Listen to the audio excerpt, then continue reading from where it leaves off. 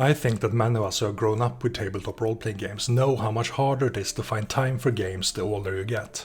I love getting invested in a character, but I barely have time for the sessions as it is. I used to be the kind of role player who spent hours exploring my character and the story in between sessions, and doing so caused my role-playing to suffer more than anything. Today I don't have time to sit down and flesh out my characters to that extent, but neither do I want to. As it happens, an extensive backstory can cause more harm than good, and it isn't needed to create a character with depth. In this video I want to show you how to quickly and effortlessly make rich and engaging characters in mere minutes during session 0. I'll also share why letting go of the idea of extensive backstories being a good thing will make your character stronger in play. If you have ever struggled coming up with good character ideas, or if you have ever felt pressured to work on your characters between sessions like homework, this video is for you.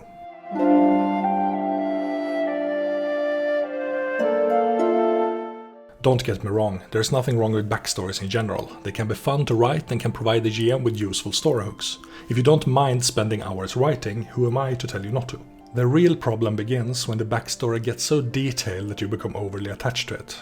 If you write a story hoping the GM will incorporate it into the game, you're putting expectations on the GM. The GM already has a bigger role than you in relation to the game, and they don't magically have more hours in the day than you do. If you write a story and the GM doesn't read it, there's disappointment already there. But you might also hope for specific arcs that never come, or see things turn out differently from what you expected. The more detail you add to your story, the more potential story arcs there are for sure. But there's also a stronger risk of attachment, not just to your work, but to how you imagine the story unfolding. That's where disappointment creeps in. I used to be guilty of writing long backstories. When I was young and had the time to spend entire days writing, I could obsessively dig into my characters. The backstory I wrote for my first Exalted character was about 150 pages. I thought it was a good thing I was so invested in my character, but it turned out to work against me in the end. What happened at the table rarely matched what I had in my mind, and I often ended up disappointed that certain pre-written arcs weren't touched upon or resolved. It wasn't that the game was bad, but I crippled myself by clinging to a story I had already written. When one game didn't dig into the stories I wanted to see, I tried the same character again in a different game, and much to the same disappointment. Looking back, I should have just written a book. Tabletop RPGs aren't solo stories, they're more like ensemble stories. It's easy without realizing it to make your character's story into your own center of gravity. It pulls you in. The more time you spend writing alone, the more your mind starts treating it like the story rather than one story among many. When the GM doesn't indulge that vision, it can feel like losing control and your expectations take a hit. That leads to my main point. Not only can you make a character feel deep and detailed without a pre-written backstory, but you'll often find yourself better served without one. The most important shift is trading ego for collaboration. Like I mentioned, an intricate backstory can accidentally send the message, "I am the main character," to the table. But the goal is shared spotlight. You're not the only one entitled to a good game and a good story. You might need to park that ego, stay curious, dare to let go of control, and see your character emerge from play. This is the important part. Detaching from specific outcomes isn't the same as detaching from your character. Be invested in your character without being too rigid. If you're too attached to a specific story, you'll seek to control the narrative going forward. Investment without attachment makes you resilient to the unexpected, and you'll be able to approach the story with curiosity and excitement, even in the face of failure or even character death. I've talked about how the intricacy and detail of an elaborate backstory can work against you, but an entirely blank slate feels plain and uninteresting. So what do I consider the minimum you actually need to make a character start feeling meaningful? I recommend a process I call 4+1. So what is it? First, answer the question, what brought you to where you are? This is your inciting past, like an event or force that pushed you onto the road. Second, answer the question, who are you now? This is your present identity in a single line, similar to Fate's high concept. Third, answer the question, who or what do you care about today? These are the people, factions, places or ideals that anchor you to the world. Fourth, answer the question, where are you headed? This could be a direction, a motivation or a quest you've been given. It gives you momentum into the story. These 4 questions don't need elaborate answers. You can answer each one with a single sentence and your character will already start seeing depth. But I said 4 plus 1, so what's the plus 1? It's the question, what complicates your life today? This is similar to Fate's Trouble. It's a flaw, a burden, or a recurring problem that makes your choices interesting. Flawed or burdened characters feel more alive and interesting, and it allows for more engaging stories. The reason I'm calling it 4 plus 1 instead of simply 5 is because I want to give this last question extra emphasis. The first 4 questions define your character's foundation, while the final one adds the complication that makes them interesting. It's the difference between a character concept and a story waiting to happen. Let's use the 4 plus 1 method in a quick example. What brought you to where you are? My village was razed by an invading force, so I had to flee. Who are you now? I am a farmer turned hardened survivor. Who or what do you care about today? I care about civilians caught between feuding lords. Where are you headed? I'm trying to push back the invaders and reclaim a quiet life. What complicates your life today? I live with the shame of leaving someone behind to save myself. It barely took me a minute to answer these questions, and it already suggests scenes, choices and conflicts to spark storylines. It's already playable, it's evocative, and it didn't require any effort or homework. Let's use the same 4 plus 1 principle for a completely different type of game, like Cultivated Lost. What brought you to where you are? I haven't been able to sleep properly for years, so I take late night walks to distract my mind. I saw something I cannot explain on such a walk, and now I feel like the nightmares are becoming real. Who are you now? I am a social outcast who is always looking for new distractions, but my vices are becoming extreme. Who or what do you care about today? I care about my grandmother because she is the only one who checks in. Where are you headed? I feel like I'm heading into an abyss, and I follow whatever sign I get that leads me away from that path. What complicates your life today? I'm sleep deprived and use vices like intoxicants. It harms those around me. See, now we have a deeply troubled but also realistic character that would fit neatly into a horror game like Cultivated Lost. It doesn't really matter which type of game or genre it is. The 4 plus 1 method will give your character meaning in less than a minute of work. But we're not done yet. This is just the foundation to build upon. We have done a minute of work on the character so far, and it's already more than a blank slate. But we can do even more, though the next step will require collaboration. The simplest way to turn the 4 plus 1 foundation into something the whole table can use is to take advantage of session 0. Do it together rather than alone. Start by having each player speak their 4 plus 1 answers out loud. The answers themselves should come from the questions, but the character creation process and earlier discussions about the game are also important foundational pieces in coming up with appropriate answers. I recommend that you collaboratively create characters during session 0, not only to have these conversations, but also to avoid potential overlaps in character creation. This is a bit of a digression, but avoiding character overlap gives opportunities to both claim and see the spotlight, which is important in a collaborative game. After a player has introduced their foundation to the group, go around the table and have each person ask one short question to that player. Keep it simple and specific. Ask what they do in quiet moments, who they secretly admire or resent, or what rumor about them might be true.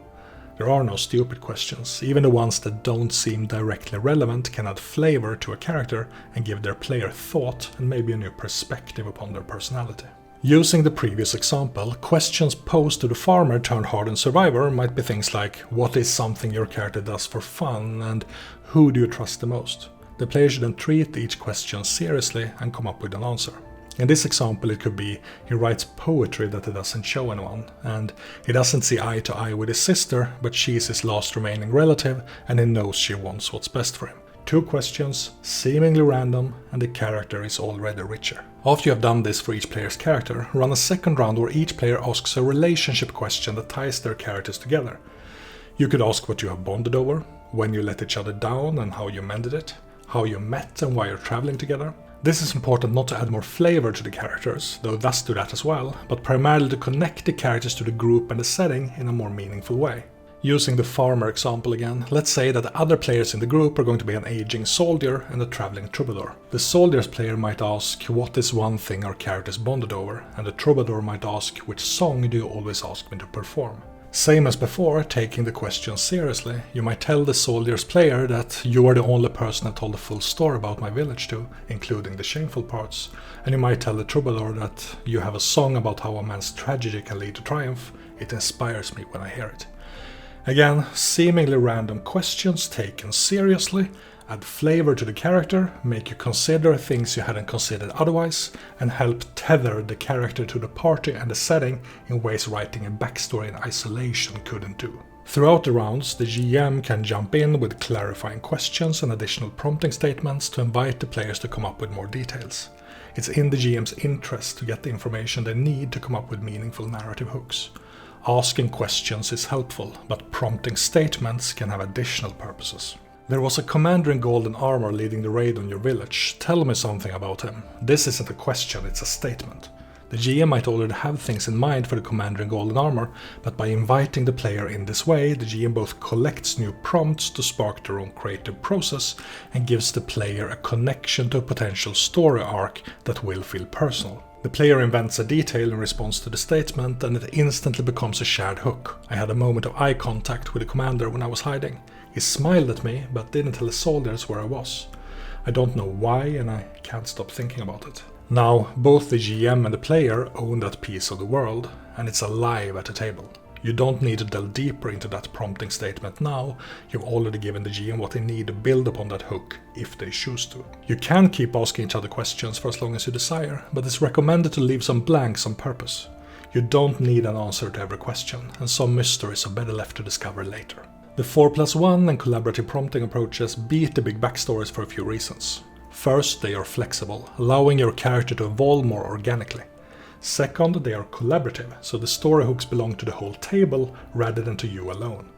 Third, they are actionable, which means that every answer produces something both the group and the GM can use right away. Fourth, they are practical, since you remove the burden of homework, ideal for us busy grown-ups and welcoming to new players. There isn't anything new in this approach to character design. A few decades ago it was common for games to incorporate life path systems and random tables to prompt character ideas. Cyberpunk did this already in the late 80s and early 90s, but many life path prompts were still gamified to engage the players. Later, you saw other forms of gamified narrative prompts, like Fate's character aspects.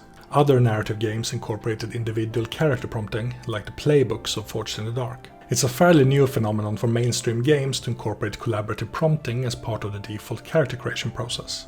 Exalted Essence mentions it as part of the suggested structure of a Session 0. Daggerheart has it as a vital step of character creation with designated sections for it on the sheet. Don't skip this just because it isn't gamified. There are other things to consider when it comes to these approaches. First, if you worry about stealing spotlight from other players, the 4+1 method makes your character interesting without turning it into a narrative gravity well. Since your foundation is minimal and focused, there are less pre-written arcs to be attached to, and it will be easier for you to avoid sucking attention away from the other players or the larger story.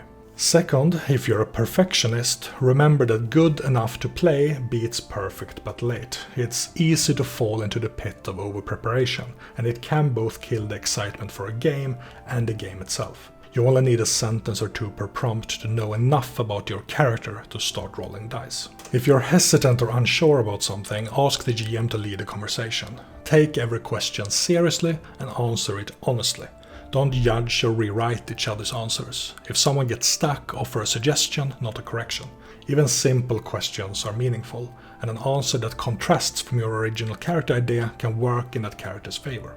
A question like, "What's your character's favorite food?" might sound trivial, but suddenly you have a scene where a character treats another to dinner and makes that exact dish. That tiny detail personalizes the moment and makes the game more impactful. If you're a player who loves to write and wants to take time between sessions to delve deeper into your character, feel free to flesh out certain details or journal the experience as you think is fun. But remember to check in with yourself too to avoid the risk of attachment. Maintain curiosity and recognize that your character isn't fully yours. It's part of the group's shared story and the group are shareholders in its fate. To summarize my main points, remember the collaborative aspect above all. Help each other fill in blanks. Give extra emphasis to connecting your characters to each other and to the setting. Don't get bogged down in minute details that no one has context for yet. Those are the kinds of blanks that will fill themselves in as you go, and they will feel more genuine because they grow out of scenes you actually play. Remember that depth doesn't come from length. It comes from hooks you'll actually put on the table, together, session after session. Build a foundation with a few sentences, ask each other questions with curiosity, tie the party together, and leave space for discovery. What are your thoughts about the 4+1 and collaborative prompting methods of character design? What is your own process for creating characters? Let me know in the comments. If you're interested in continuing the conversation, feel free to join the Discord channel. Link is in the description. Until next time.